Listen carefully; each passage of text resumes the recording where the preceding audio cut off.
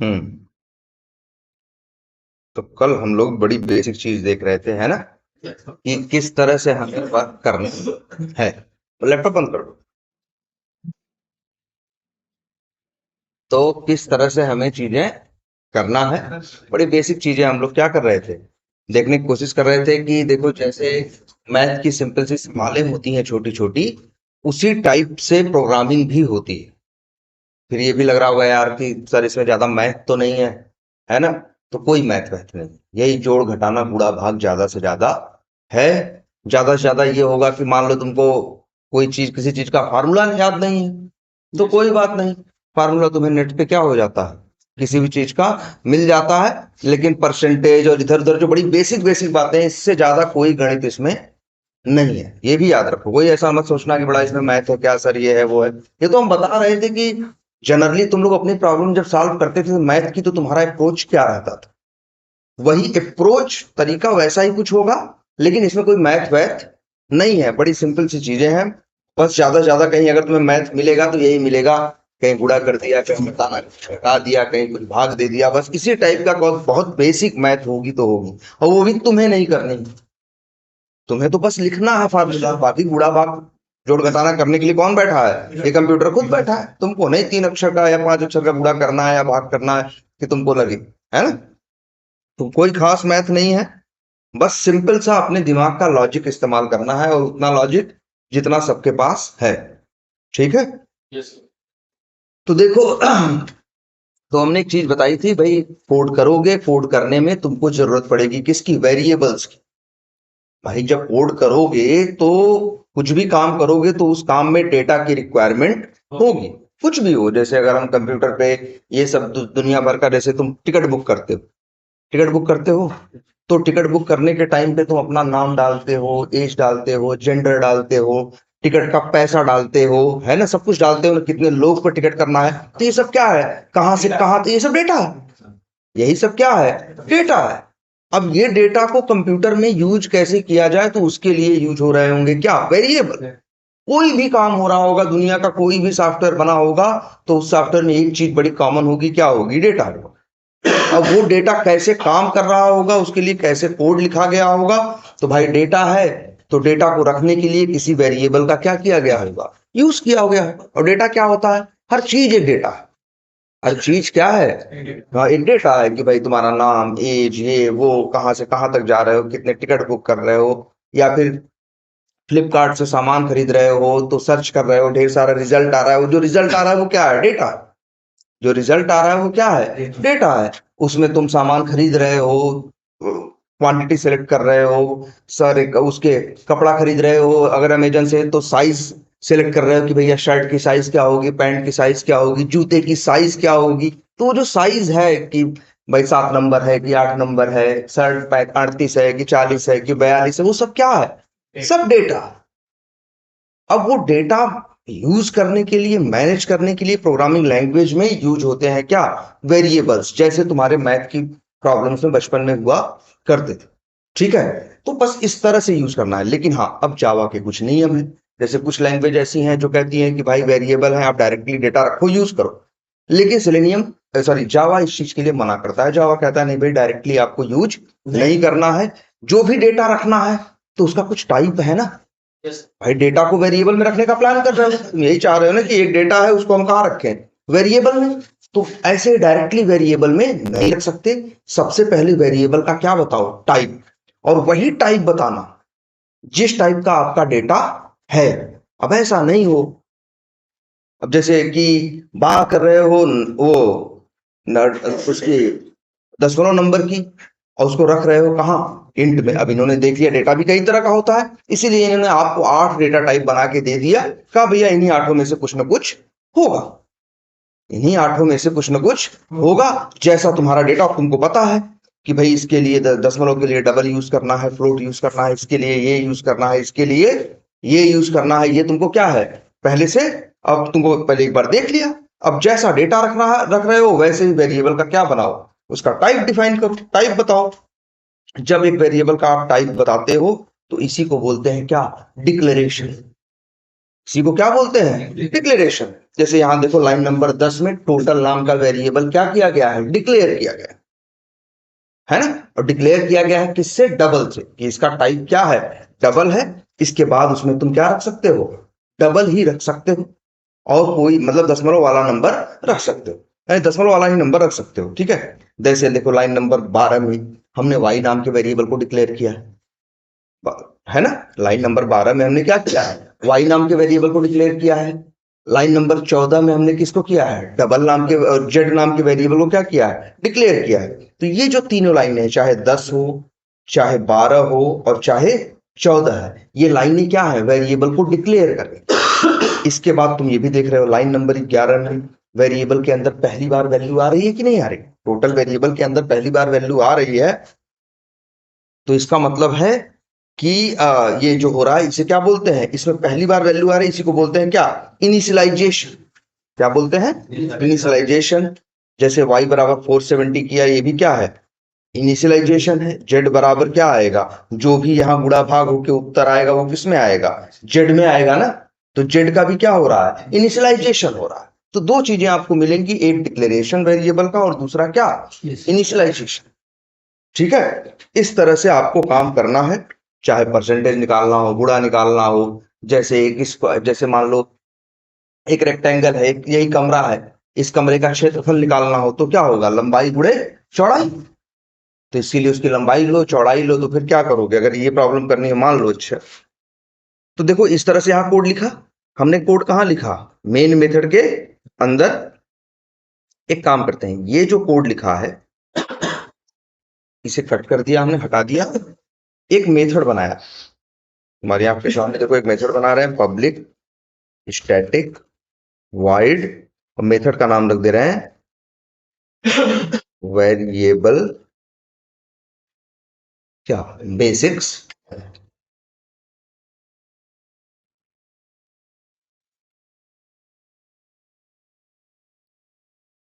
और वहां पे ये चीज इस तरह से डाल दी। ठीक, एक सेकंड हो गया। हेलो।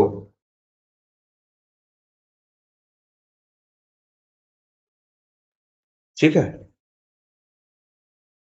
तो तुम्हारी आंख के सामने है, हमने क्या कर दिया? इसी जो कोड पहले कहाँ लिखा था? मेन मेथड के अंदर, हमने उसे एक और मेथड में बना के क्या कर दिया? कॉपी करके पेस्ट कर दिया। ये तो सब लोग कर सकते हो। अब अगर हमें इस कोड को रन करना होगा तो हमें मेन मेथड के अंदर बस यही क्या करना है? वेरिएबल बेसिक्स नाम का मेथड क्या करना है? कॉल करना है। तुमको ये बताया ही गया है कि एक क्लास के मेथड एक दूसरे को कॉल कर सकते हैं। चलाओगे तो चलेगा। जो भी है, जो भी परसेंटेज आना था वो आ रहा है, 77.104796। जो भी है ये परसेंट है उसका, जो तुम्हारा टोटल है, और जो नंबर मिले हैं परसेंटेज ये है। ठीक है, चलो एक काम और करते हैं। एक जैसे मेथड और बनाते हैं, एक मेथड और बनाते हैं। मान लो हमें क्या करना है? एक रेक्टेंगल का एक क्या निकालना है? एरिया निकालना है। ठीक है, तो क्या लिखेंगे? Public static wide. ठीक है, और फिर लिख देते हैं, इसका नाम क्या रखें? एरिया निकाल रहा है तो नाम रख देते हैं एरिया ही, या कहो नाम रख दें ये रेक्टेंगल एरिया। ये क्या हो गया? मेथड का नाम हो गया। इसमें हमें करना है तो इसमें भाई हम ले सकते हैं। अच्छा, वेरिएबल को जरूरी नहीं है कि नाम एक्स वाई दो, कुछ भी दे सकते हो। अब वेरिएबल को नाम देते हो, अभी हमने देखा एक्स दिया, वाई दिया, कुछ दिया। तो वेरिएबल का नाम भी रखना क्या है? जब भी वेरिएबल का नाम कितना भी बड़ा रख सकते हो, मतलब 100 अक्षर का भी रख सकते हो चाहो तो। मेरे ख्याल से अलाउड कितने होंगे? 255 कैरेक्टर होंगे, लेकिन 255 अक्षर का नाम कौन रखेगा? हम लोग ज्यादा से ज्यादा क्या करते हैं? छोटे छोटे नाम रखते हैं। हम चाहें तो एक्स वाई भी रख सकते हैं, जैसे लिख दिया। जैसे लिख दिया इंट एक्स इक्वल टू, मान लो लंबाई क्या है? 100 है। ठीक, सॉरी, इंट एक्स, और एक्स बराबर क्या लिख दिया है? 100। ये मान लो लंबाई है। इंट वाई, मान लो 40 क्या है? चौड़ाई है। सॉरी यार,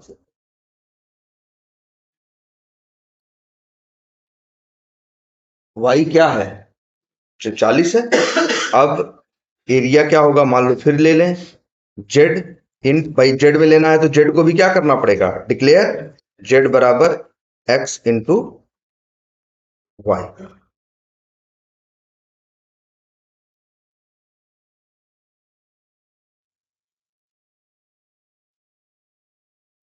अब एक मेथड कॉल कर लो जिसका नाम कर लो ये रेक्टेंगल, रन करो, चल गया ना। 100 में 40 का गुणा किया, क्षेत्रफल बता दिया कितना है, 4000 है कि नहीं। इसी तरह से तुमको करना है, ठीक है। अब लेकिन देखो इसमें हमने नाम रखा है एक्स। अब देखो ये है, बाद में तुम्हारा कोड तुम ही देखोगे 4-6 महीने बाद या कोई और देखेगा, उसको थोड़ा समझ में कम आएगा कि यार ये एक्स क्या है और ये वाई क्या है। अगर नाम हम यही ढंग का रखे होते तो किसी, देखो ऐसा नहीं कि चलेगा नहीं, अभी भी चल रहा है ना। नाम हमने एक्स वाई रखा है, ऐसा नहीं कोई सवाल तुम्हारी बचपन में थी कि अगर एक्स वाई या ए बी नाम रख देते तो नहीं सॉल्व होती, चाहे भाई एक्स वाई रखते चाहे ए बी रखते, सवाल तो सॉल्व होती ही होती, ये भी चलेगा ही चलेगा। लेकिन ये है कि कल को कोई कोड देखेगा तो उसे देखने के बाद थोड़ी सी समझने में क्या होगी, मुश्किल होगी। उसको ये नहीं समझ में आएगा कि आखिर, एक बार उसको दिमाग लगाना पड़ेगा आखिर एक्स क्या है, वाई क्या है। जैसे एक्स में हम कह रहे हैं लंबाई है, वाई में क्या है, चौड़ाई है। तो उसको ये चीज थोड़ा सा दिमाग लगाना पड़ेगा कि नहीं। अगर हम इसी का नाम ही एक्स के बजाय इसका नाम रखे होते क्या, लेंथ, देखो किसी भी अक्षर का मतलब अल्फाबेट के सहारे तुम वेरिएबल को नाम दे सकते हो।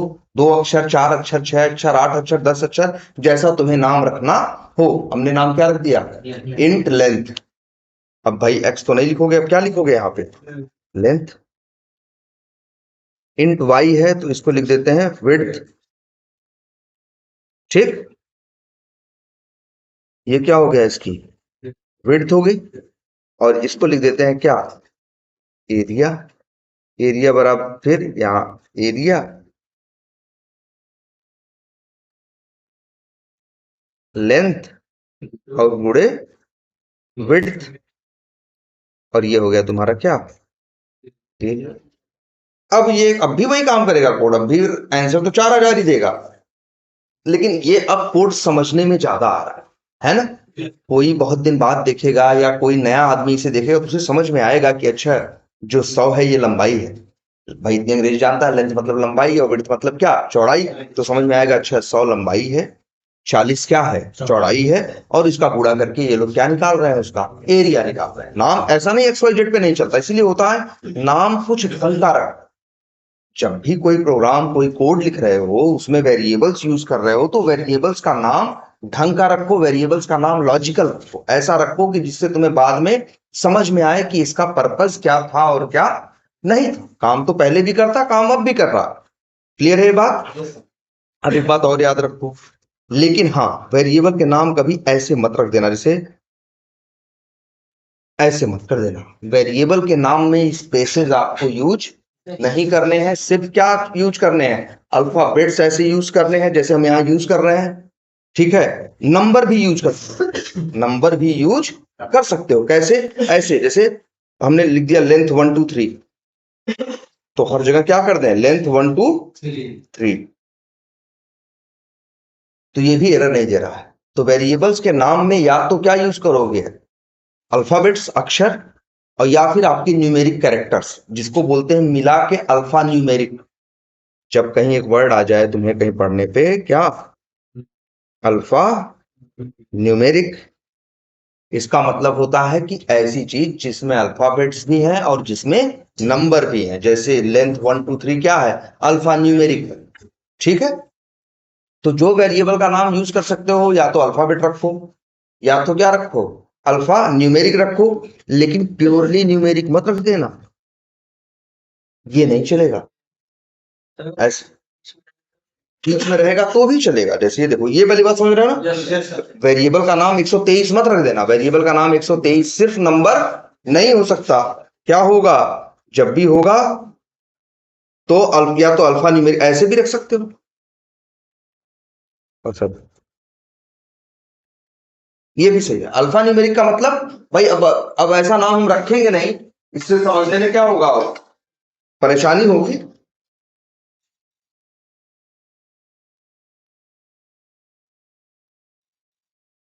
अरे 11 बोला तुमसे यही था, कल आ जाना तुम 11 बजे, ठीक।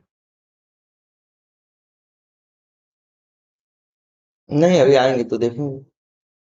ठीक। हाँ ये बात समझ में आ रही है। ऐसा भी नाम रख सकते हो, मतलब अल्फाबेट्स और नंबर्स को यूज कर सकते हो। या तो प्योर अल्फाबेट रख लो तो भी कोई बुराई नहीं है, अल्फा न्यूमेरिक रख लो तो भी कोई बुराई नहीं, लेकिन सिर्फ न्यूमेरिक रखोगे तो बुराई है। और ये नहीं कर सकते, मान लो अल्फा न्यूमेरिक रख रहे हो तो न्यूमेरिक से शुरू नहीं कर सकते। नाम जो रख रहे हो वो न्यूमेरिक से शुरू नहीं रख सकते।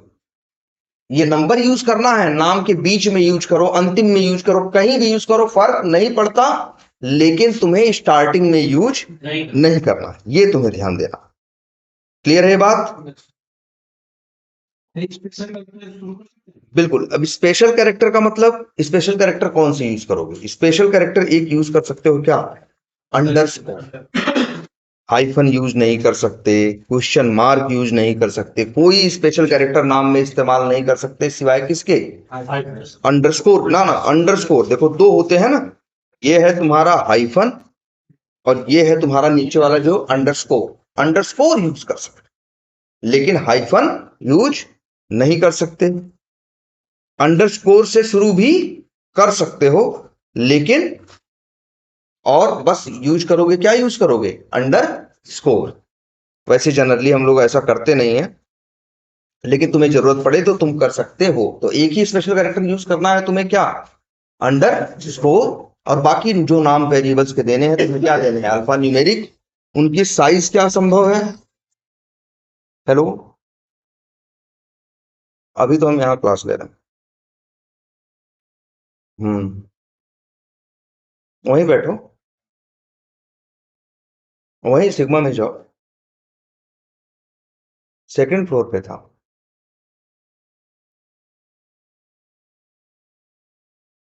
पता नहीं, देखो जाके। बात समझ में आई कुछ, कि नाम कैसे रखना है। और नाम बहुत बड़ा भी रख सकते हो, नाम रख सकते हो ऐसा कि 100 अक्षर का भी नाम रख लो, लेकिन हम 100 अक्षर का नाम रखेंगे क्यों, 100 अक्षर का नाम रखेंगे तो जहां जहां यूज दिख रहे हो, अब यहाँ लेंथ अंडरस्कोर 1 2 3 कर दिया तो जहां जहां यूज किया गया है नाम, तो अब नाम बदलना पड़ेगा ना। तो हम भाई 100 अक्षर का नाम क्यों रखें? है ना, हम नाम क्या रखते हैं, कायदे का ही रखते हैं, ठीक है। जिससे कि बस नाम से समझ में आ जाए कि आखिर इस वेरिएबल में हम रख क्या रहे हैं और रख क्या नहीं रहे, ठीक है।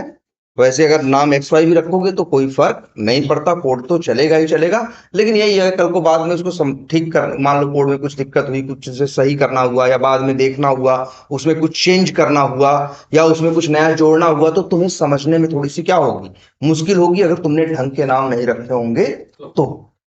क्लियर है ये बात, कोई कंफ्यूजन इतने में? हाँ कर सकते हैं। पहले ये इतनी बात समझ में आ रही है कि नहीं, ठीक है। अब क्या हुआ, ऐसे भी कर सकते हो, ऐसे कर लो।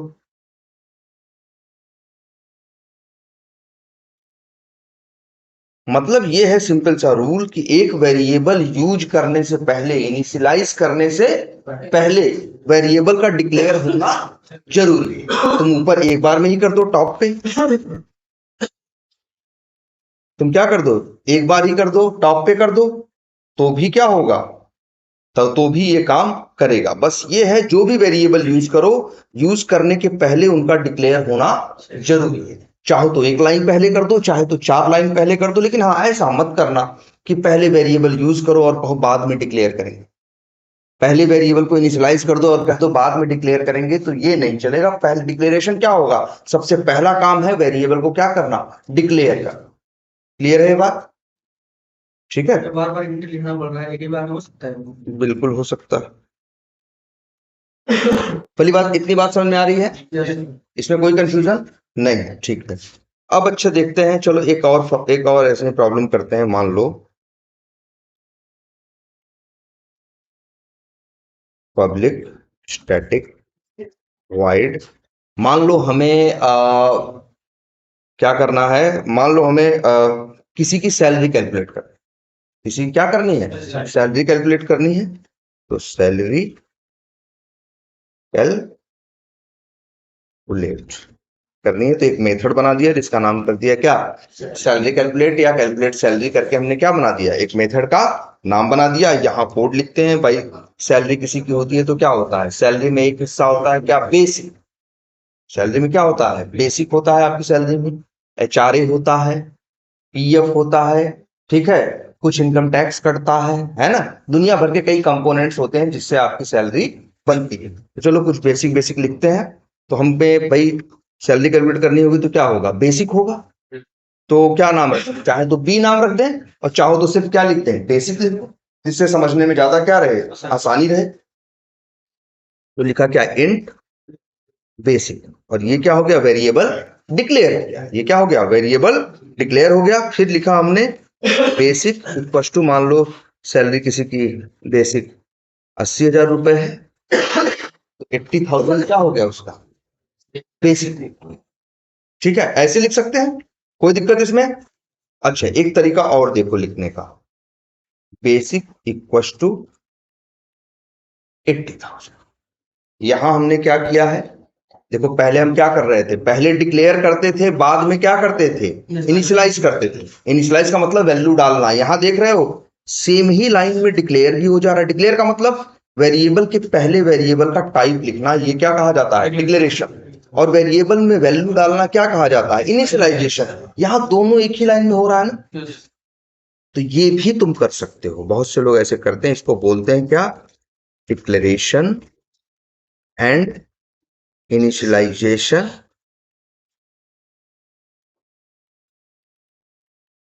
इन सेम, एक ही लाइन में तुम चाहो तो ऐसे भी लिख सकते हो। चाहो तो ऐसे है, इंट बेसिक लिखो, फिर बेसिक इक्वल टू क्या लिखो, 80,000 लिखो।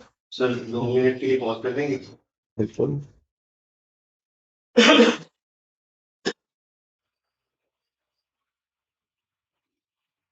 हाँ, तो देखो हम लोग क्या कह रहे थे कि जैसे वेरिएबल डिक्लेयर कर सकते हो, बाद में क्या कर सकते हो, इनिशियलाइज। चाहो तो एक ही लाइन के अंदर डिक्लेयर भी कर दो और इनिशियलाइज, जैसे ये कर रहे हैं बेसिक, मान लो इंट पीएफ, मान लो ये क्या लिख दिया, 2,000 ऐसे। फिर लिख दिया मान लो इंट एचआरए, वो लिख दिया मान लो 15,000 रुपए। ठीक है, इस तरह से। तो यहां देखो क्या कर रहा है, दोनों तरीके तुम्हारे सामने हैं। चाहो तो पहले वेरिएबल को डिक्लेयर करो, बाद में क्या करो, इनिशियलाइज करो। चाहो तो सेम ही लाइन में डिक्लेयर भी कर दो और इनिशियलाइज भी कर दो।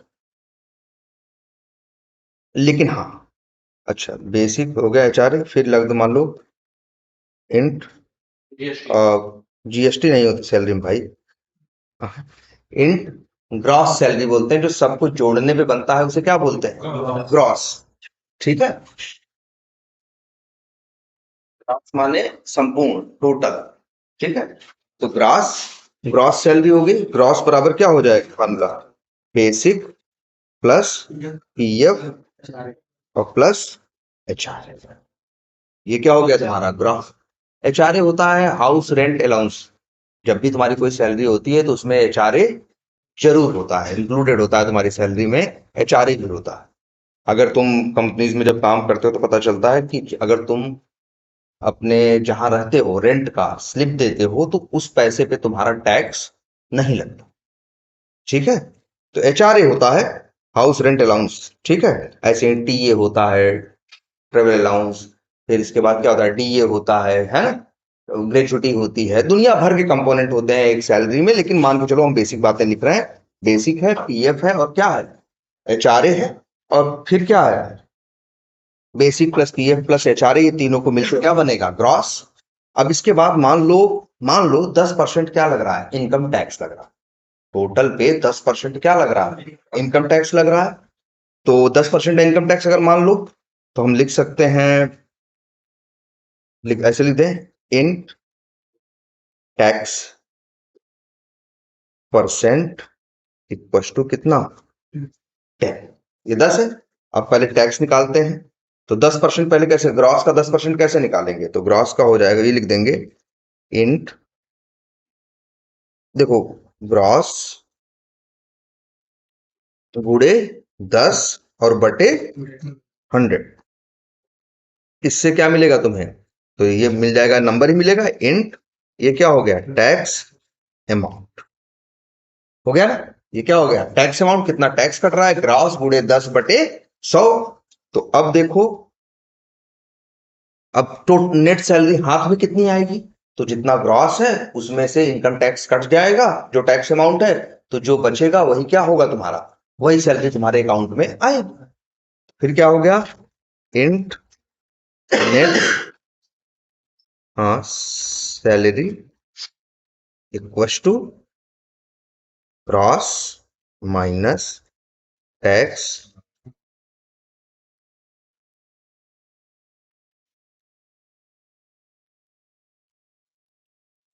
अब यही तुम्हारा जो होगा सैलरी। हो गया, छोटा सा प्रोग्राम बन गया कि नहीं बन गया? अब इसमें तुम बताओगे और वो तुमको आंसर देगा कि एग्जैक्टली हाथ में कितना आएगा और कितना नहीं आएगा। पहले यही चीज तुम्हें जोड़ घटाना गुणा भाग हाथ से करना होता, अब एक बार तुमने प्रोग्राम लिख दिया तो बार बार ये तुम्हारे लिए सेम काम करेगा। इसे कॉल करके देखो।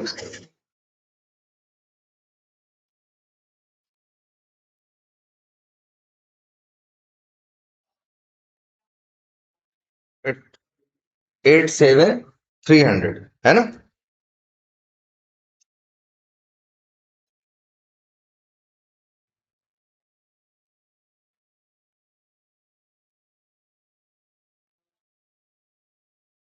चलो ठीक है, अभी कुछ देर तो पढ़ाई देते हैं।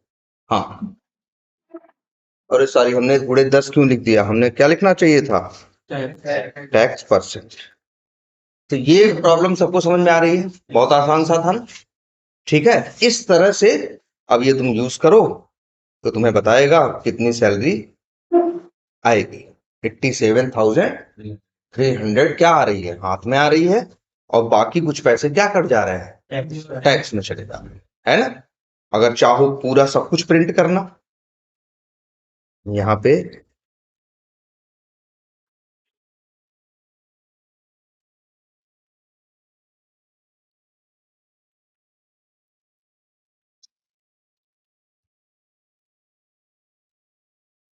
ग्रॉस, अब चला के देखो।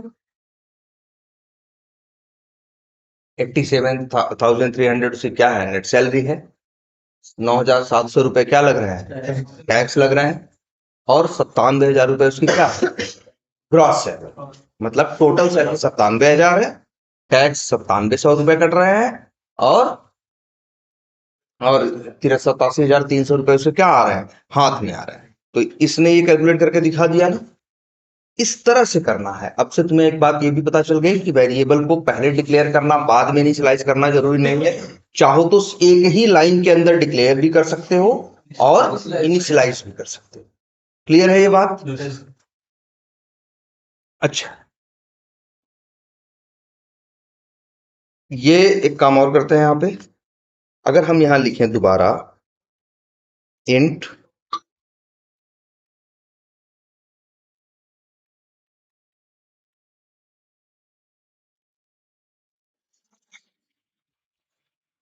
अब देखो ये रेड कलर से आ जाने का मतलब है कोई गलती है, कोड कंपाइल नहीं हो रहा है। हमने क्या लिखा है? कुछ कोड में गलती की है, और गलती क्या है तुम्हारे सामने। हमने यहाँ बेसिक नाम के वेरिएबल को एक बार डिक्लेयर किया है कि नहीं? कहाँ किया है? लाइन नंबर 11 में।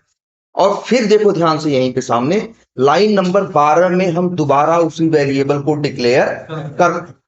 तो एक ही वेरिएबल को एक से ज्यादा बार एक मेथड के अंदर डिक्लेयर नहीं किया जा सकता। ऐसा करोगे तो गलत हो जाएगा। क्योंकि जावा का कहने का मतलब है कि भैया तुम तो बता दिए हो हमें ना कि बेसिक क्या है? इंट है। बेसिक क्या है? इंट है। हमें पता चल गया, फिर दोबारा हमें क्यों बता रहे हो कि बेसिक जो है क्या है? इंट है। देख रहे हो लाइन नंबर 11 में तुम क्या बता रहे हो? कि जो बेसिक है वो क्या है? इंट है। फिर लाइन नंबर 12 में क्या बता रहे हो बताओ? बेसिक इंट है। तो दो बार क्यों बता रहे हो? एक ही वेरिएबल को दो बार आप डिक्लेयर नहीं कर सकते। ऐसा ही नहीं, इवन ऐसे लिखा हो, जैसे सपोज करो ऐसे लिखने की कोशिश करें। ऐसे मान लो। देखो एरर आ रही है कि नहीं, कि एक ही वेरिएबल को एक मेथड के अंदर, कहां कह रहे हैं हम, एक मेथड के अंदर दो बार डिक्लेयर नहीं कर सकते। वो कह रहा है यार तो तुम बेवकूफी कर रहे हो, हमको बता दिए एक लाइन पहले कि ये क्या है, इंट है, बेसिक जो है क्या है, इंट है। दो लाइन, एक लाइन बाद फिर कह रहे हो कि बेसिक जो है इंट है। ये कौन सी बात हुई? वो कह रहा है भैया हम सुन रहे हैं, एक ही बार में हम सुन लेते हैं, दो बार हमें बताने की जरूरत नहीं है। तो ये चीज तुम नहीं कर सकते। तो ये बात समझ में आई, एक ही वेरिएबल को आप एक से ज्यादा बार डिक्लेयर नहीं कर सकते। कम से कम भी एक बार करना है, और ज्यादा से ज्यादा भी एक ही बार, बिना डिक्लेयर किए भी इस्तेमाल नहीं कर सकते। डिक्लेयर तो करना है, लेकिन कितनी बार, सिर्फ एक बार, एक से ज्यादा नहीं। जैसे यहां तुम्हारी आंख के सामने दिख रहा है, हमने एक बार किया कोई दिक्कत नहीं, दूसरी बार करें तो दिक्कत ही दिक्कत है। वो कह रहा है भाई अब कोड चलेगा नहीं, क्योंकि कोड कंपाइल ही नहीं हो रहा है। तो एक वेरिएबल को कितनी बार डिक्लेयर कर सकते हो आप, सिर्फ एक बार। ये नियम सब लोग याद रखना। क्लियर है ये? सब दूसरे मेथड उसको फिर से कर सकते हैं। बिल्कुल, हम इसीलिए कह रहे हैं क्या, एक ही मेथड में, हम क्या कह रहे हैं, एक ही मेथड के अंदर एक वेरिएबल को दो बार डिक्लेयर नहीं कर सकते, लेकिन दो अलग अलग मेथड में कर सकते। जैसे ऐसे समझो, अगर हम यहां इस मेथड में, ये कौन सा मेथड है, रेक्टेंगल एरिया, इसके अंदर लिखें इंट बेसिक, तो देखो कोई एरर नहीं है। एरर का कलर याद रखना, ये पीला रंग दिखाई दे रहा है ना, ये कलर नहीं है एरर का। एरर का कलर क्या होता है, एकदम लाल, एकदम रेड कलर दिखाई देगा साफ साफ कि ये क्या है, एरर है। ये कोई एरर नहीं है।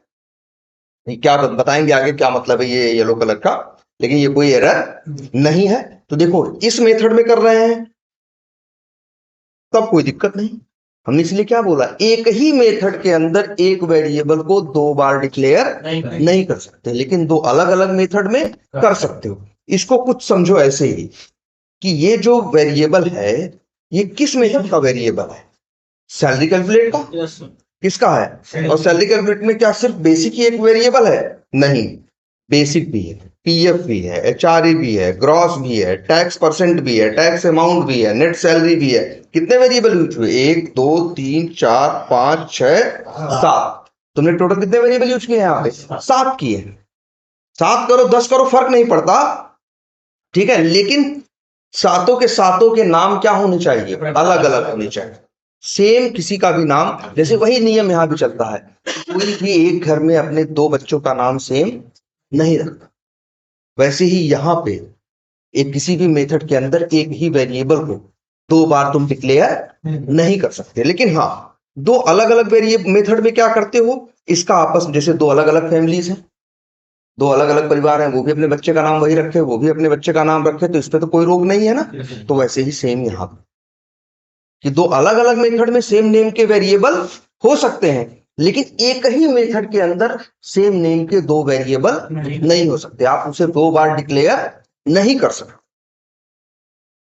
अब कुछ लोगों के दिमाग में आएगा, सर इंट नहीं कर सकते, इंट नहीं कर सकते, तो क्या सर हम बूलियन कर सकते हैं, या हम डबल कर सकते हैं? तो बिल्कुल नहीं कर सकते। अगर बेसिक नाम एक बार डिक्लेयर हो गया है तो अब इस मेथड के अंदर बेसिक को दोबारा डिक्लेयर नहीं कर सकते। उसका टाइप चाहे इंट रखो, बूलियन रखो, डबल रखो, फ्लोट रखो, शॉर्ट रखो, लॉन्ग रखो, बाइट रखो, कुछ भी रखो, नहीं कर सकते। एक नाम सिर्फ एक ही बार डिक्लेयर होगा, एक से ज्यादा बार नहीं। ये क्लियर है ये बात, कोई कंफ्यूजन इसमें नहीं ना? तो ये भाई ये काम नहीं कर सकते, तो इसको हटा दे। ये करोगे तो भाई एरर देगा ही देगा, हटा दो, देखो एरर चलिए। अच्छा बेसिक में हमने क्या डाला है भाई, 80,000। देखो लाइन नंबर 13 में हम आते हैं, ध्यान से देखना। फिर लिख रहे हैं बेसिक इक्वल टू, मान लो लिख रहे हैं 1,30,000। अब देखो क्या, अब एरर आ रही है, देखो ध्यान से, पहले ध्यान से देखो, दोबारा एरर आ रही है। तो क्या समझ में आ रही बात, एक छोटी सी, एक वेरिएबल को दो बार डिक्लेयर तो नहीं कर सकते, लेकिन एक वेरिएबल के अंदर दो बार वैल्यू जरूर डाल सकते हो। देखो यहाँ पे हम इसी बेसिक वेरिएबल में पहले क्या डाल रहे हैं, 80,000, लाइन नंबर 12 में, लाइन नंबर 13 में क्या डाल रहे हैं? 1,30,000, 1,30,000। तो ये काम तुम कर सकते हो। पहली बात तो ये जो बराबर करके वैल्यू डालते हैं किसी वेरिएबल में, इसको तुम लोग क्या डालते हो? पहली बार जो वेरिएबल में वैल्यू डालते हो तो क्या बोलते हो? इनिशियलाइजेशन। जैसे ये लाइन कौन सी है?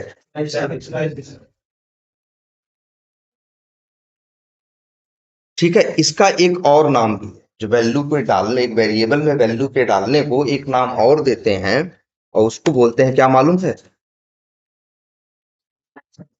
असाइनमेंट। एक वेरिएबल में वैल्यू डालने को क्या बोलते हैं? असाइनमेंट बोलते हैं। और जब, और ये देखो, ये इनिशियलाइजेशन है ना, ये भी क्या है? वेरिएबल में वैल्यू डाल रहे हो ना, जिसको इनिशियलाइजेशन बोल रहे हो, तो इसको एक नाम और दे सकते हैं, क्या? असाइनमेंट। और ये कौन सी बार ऐसा लाइन नंबर 12 में पहली बार असाइनमेंट हो रहा है ना, बेसिक वेरिएबल के अंदर, तो कह सकते हैं क्या? First assignment. और फर्स्ट असाइनमेंट को ही क्या बोलते हैं? इनिशियलाइजेशन बोलते हैं। जब किसी वेरिएबल के अंदर पहली बार वैल्यू डाली जाती है तो उसी को क्या बोलते हैं? First assignment. मतलब असाइनमेंट मतलब क्या? किसी वेरिएबल में वैल्यू डालने को क्या बोलते हैं? असाइनमेंट। अब पहली बार जो असाइनमेंट कर रहा है तो उसे क्या बोल रहा है? First assignment. उसी के लिए टेक्निकल नाम है क्या? इनिशियलाइजेशन। यहां देखो, जो लाइन नंबर 13 है हमारी आंख के सामने है, लाइन नंबर कौन सी? 13। यहां भी क्या हो रहा है? असाइनमेंट। इसको इनिशियलाइजेशन नहीं बोलोगे।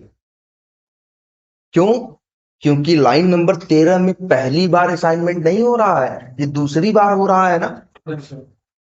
दूसरे असाइनमेंट को इनिशियलाइजेशन नहीं बोलते, किसको बोलते हैं? पहले को। ठीक है, जैसे हमने फिर लिख दिया, बेसिक बराबर 50,000। ये देखो, बेसिक बराबर क्या? 50,000 तुम्हारी आंख के सामने है। यहां भी, ये भी क्या है? ये इनिशियलाइजेशन नहीं है, ये तीसरी बार असाइनमेंट कर रहे हैं ना। तो थर्ड, अब थर्ड फोर्थ नहीं गिनते हैं हम लोग, एक कॉमन वर्ड इस्तेमाल करते हैं, क्या? असाइनमेंट। एक वेरिएबल में वैल्यू डालने को असाइनमेंट बोलते हैं, पहली बार डालने को क्या बोलते हैं? पहली बार असाइनमेंट जब करते हैं तो बोलते हैं क्या? इनिशियलाइजेशन। इसके बाद जब वैल्यू डालते हैं तो सिर्फ क्या वर्ड इस्तेमाल करते हैं? असाइनमेंट। हम कहेंगे कि ये लाइन नंबर जब 12 चलेगी तो 80,000 का असाइनमेंट किस पे होगा? बेसिक। लाइन नंबर 13 चलेगी तो 1,30,000 का असाइनमेंट किस पे होगा? बेसिक पे। लाइन नंबर 14 चलेगी तो 50,000 का असाइनमेंट किसके ऊपर होगा? बेसिक। क्लियर है ये बात? ये बात समझ में आ रही है?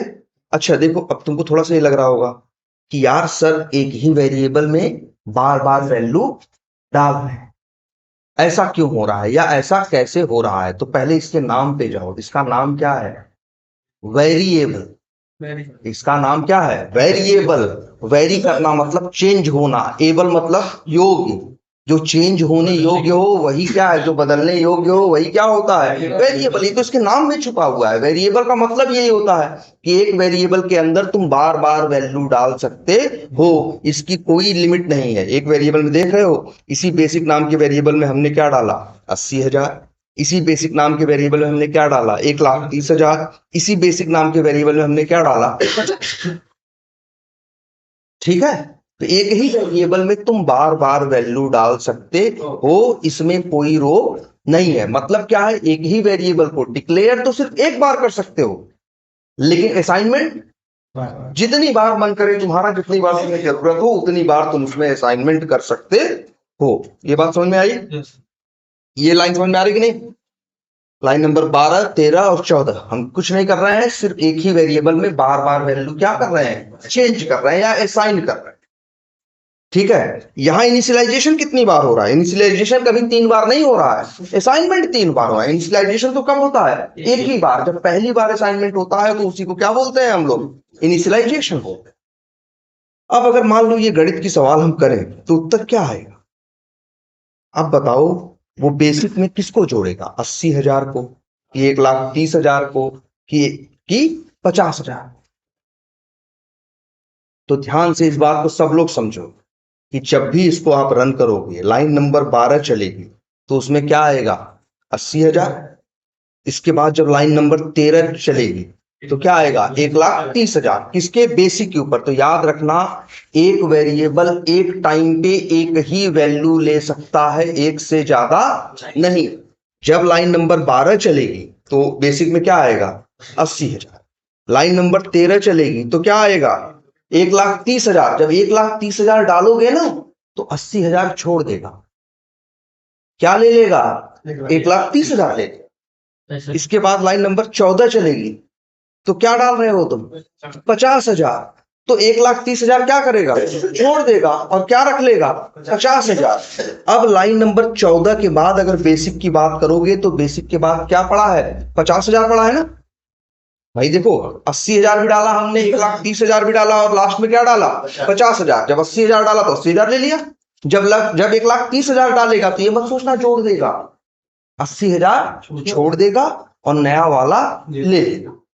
फिर इसके बाद तुमने क्या किया लाइन नंबर 14 में 50,000 डाला तो 50,000 लेगा और 1,30,000 क्या करेगा छोड़ देगा। अब अगर लाइन नंबर 14 के बाद जहां भी बेसिक इस्तेमाल होगा हर जगह इस्तेमाल होगा किसकी तरह 50,000 की तरह। 80,000 भी गायब हो गया और 1,30,000 भी क्या हो गया गायब हो गया। चला के देखो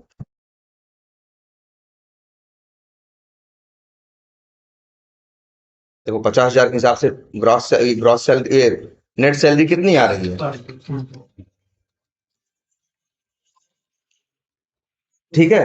ऊपर वाला लिखने का क्या मतलब है? तुम भाई देखो अब ये तुम सोचो क्या मतलब है और क्या मतलब नहीं है। ये तुम्हें दे रहा है कि एक वेरिएबल की वैल्यू तुम चेंज कर सकते हो, ये नहीं फोर्स कर रहा है कि तुम चेंज करो ही करो।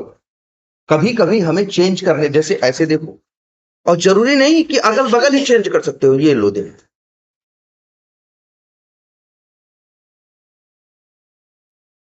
मान लो ऐसे लिखता, अब क्या होगा अब चलेगा एक एक लाइन पढ़ते हुए चलता है। लाइन नंबर 11 चलेगी तो बेसिक डिक्लेयर होगा, 12 चलेगी तो बेसिक में क्या आएगा 80,000। लाइन नंबर हेलो हाँ पता नहीं कि जल्दी बोलो।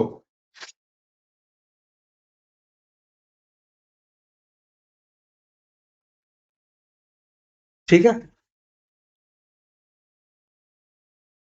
तो लाइन नंबर 11 12 चलेगी तो क्या होगा 80,000।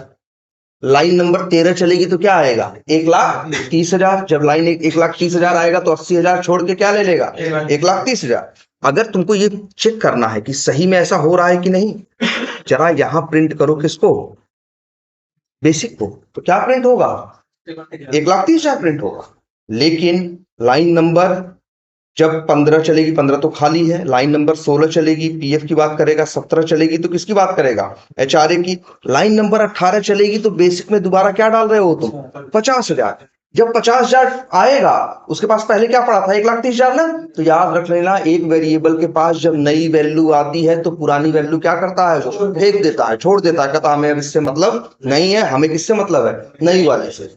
अब अगर आगे यहाँ जो बेसिक हो रहा है ना यहाँ पे देखो basic plus PF plus HRA, तो बेसिक एक 50,000 की तरह बिहेव करेगा, 1,30,000 की तरह नहीं। तो याद रखो एक वेरिएबल के अंदर तुम वैल्यू बार बार क्या कर सकते हो चेंज कर सकते हो, जितनी बार मन करे उसमें वैल्यू डाल सकते हो। और उसमें वैल्यू मिलेगी कौन सी जो आखिरी वैल्यू हो, जो जैसे अब यही देखो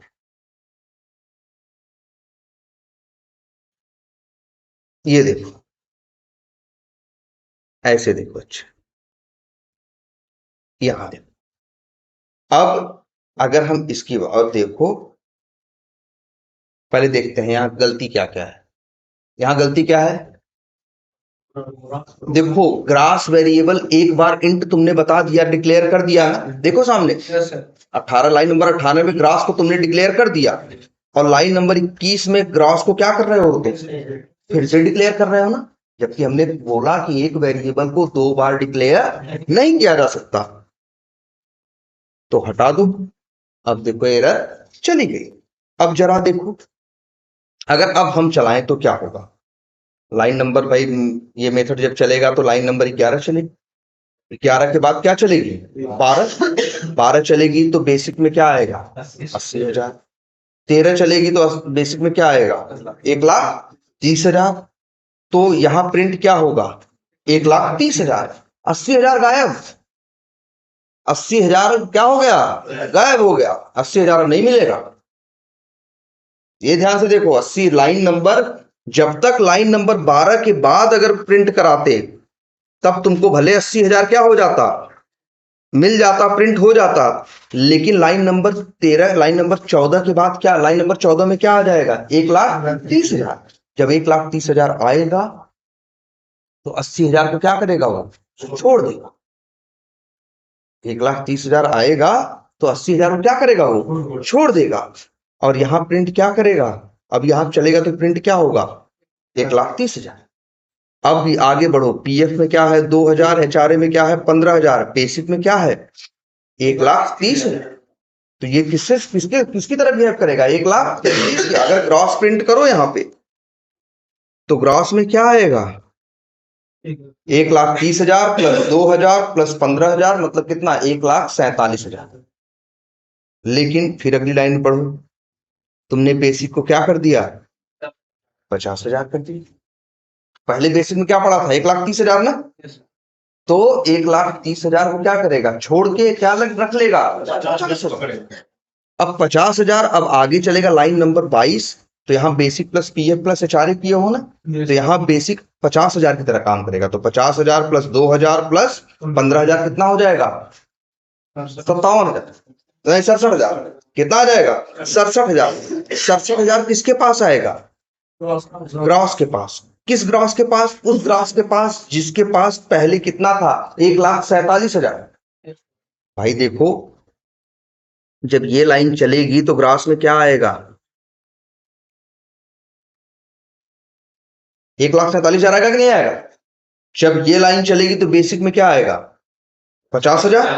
अब 50,000 प्लस 2,000 और प्लस 15,000 कितना हुआ? 67,000। और 67,000 किसके पास आएगा?